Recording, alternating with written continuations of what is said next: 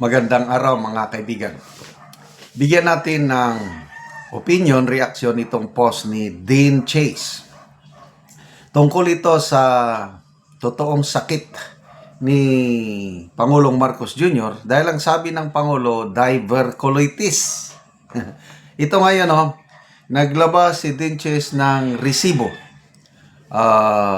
Screenshot ng text sa kanyang contact sa loob ng Malacanang. So, may puting ahas din siya sa loob ng Malacanang. Ito ang message ng nasa Malacanang. We still don't know, Sir Dean. But everyone in the wing started panicking po. Kasi he was clutching. Ito pala ang may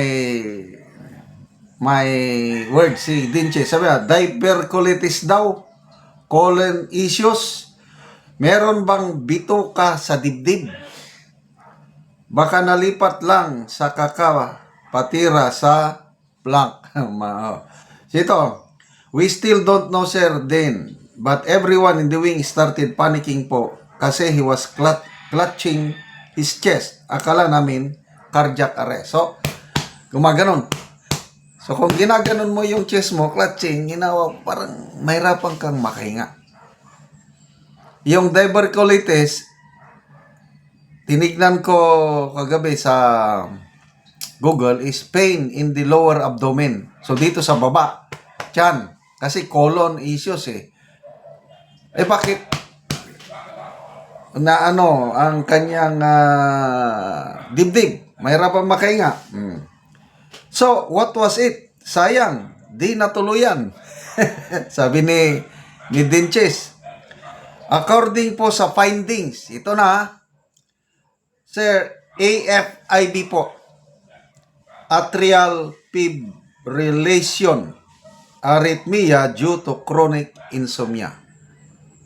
Ito, text nandito, mababasa mo dyan, AFIB. Mamaya, tignan natin ano yung AFIB o atrial fibrillation. Sabi ni Denches, insomnia? Natatawa ako sa insomnia. Sabi nila, di makatulog kasi ngagba. And thank you for this. Keep me posted. Nako. So, hindi sila makasigurado sa loob ng Malacanang. May mga nagre-report. Okay, so, tinignan ko dito ni-research ko, ano ang atrial fibrillation or AFIB.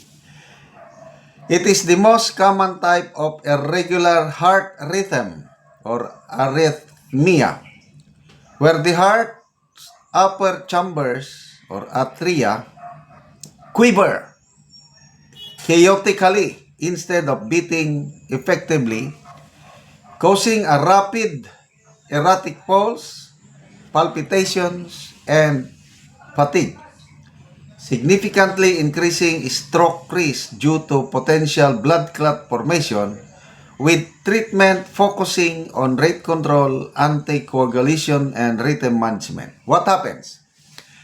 Normal electrical signals from the heart's pacemaker get disrupted by random signals. This causes the atria to quiver rapidly and inefficiently rather than contract forcefully. The chaotic signal gets passed to the lower chambers, leading to a fast, irregular heartbeat. Common symptoms: heart palpitations, shortness of breath. Kaya, kung hindi ka makahinga, di ba igaganon mo dito sa dibdib mo? Shortness of breath or difficulty of breathing. Yung unang informasyon ng Malacanang is nakaranas daw ng discomfort ang Pangulo. So, ang discomfort, di ba, yung hindi ka makahinga. Dizziness, lightheadedness or fainting, extreme fatigue or weakness, chest pain or tightness. Some people have no symptoms. Okay. So, ano ba talaga ang totoo? Diverculosis or ano ito? Atrial fibrillation. Ako, kanya-kanya tayong pananaw, ano? Kung minsan, hindi lang minsan, karamihan, maraming sinasabi ang Pangulo, iba ang sa totoo. Kaya alanganin ako, ano ba talaga ang sakit ng Pangulo? Ito, dapat itong inilabas ni Dinches na screenshots, sagutin ng Pangulo. Ang pinaka-the best na sagot dito siguro is yung hospital. Ang mga doktor, hindi sila pwedeng magsinungaling eh.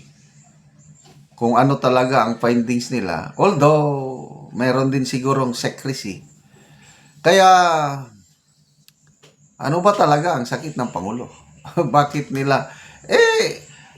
Nung tinignan ko itong arrhythmia o atrial fibrillation, hindi naman daw malala. Magagamot pa man daw. Bakit hindi na lang sabihin yung totoo kung ito nga ang totoo? Bakit kailangan pang... Anyway, lesson learned. Hindi natin alam ang mangyari lalo na tayong nagkakaedad. Ang Pangulo mo is 68. Going 69 na siya. Ako 66. So itong edad natin, let's take care of our health.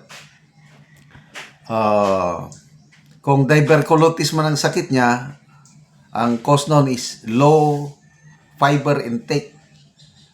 Wala siyang masyadong gulay at kasi ang fiber manggagaling sa gulay at saka prutas.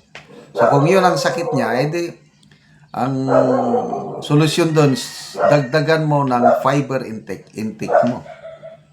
Ito naman na atrial fibrillation, sakit sa puso, edi kumain kayo ng ako, para good for the heart. Everyday umiinom ako ng dark chocolate. Sarap. Tapos, parisan ko ng durian. Yan, instead nga pandesal, durian.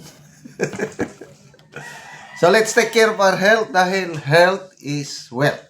Kaya lang, di natin alam. Baka ito na ang last day of life ko on earth. Then I'm ready. Bakit ako ready? Because yung gospel ng Panginoon tinanggap ko. ABC, yung good news ng Panginoon. Accept that we are sinners. B, believe. Maniwala na namatay at nabuhay muli ang Panginoong Hesus para sa kapatawaran ng aking kasalanan, yung sa kasalanan. C, commit o surrender. I've surrendered my life to the Lordship of Christ. Kung anong gusto niya, sinusunod ko. Kaya, if I die today, hindi ako takot because I can always go back to heaven with God. Dahil yun ang purpose ng Panginoon, bakit siya pumunta dito to save us as sinners. Salamat mga kaibigan sa inyong pagsubaybay sa ating channel. Nakakatulong kayo ng malaki sa tribong Talandig ng Bukidnon dahil ang income natin sa channel na ito is pantulong sa tribo.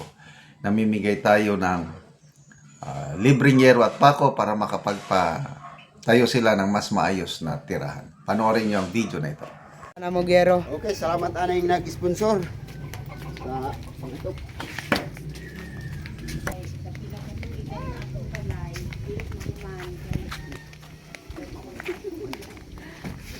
Okay, nakabot na dira.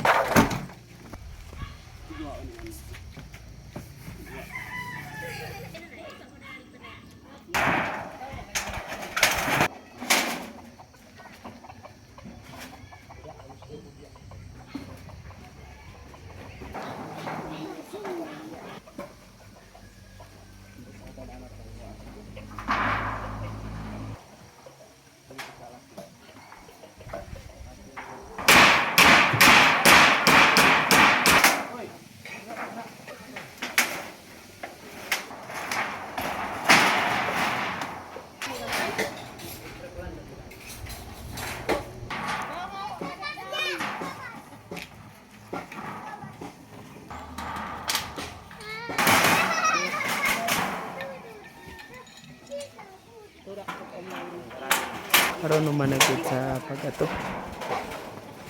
Hindot na gyud nga tanawon. Sa nag-sponsor aning Sin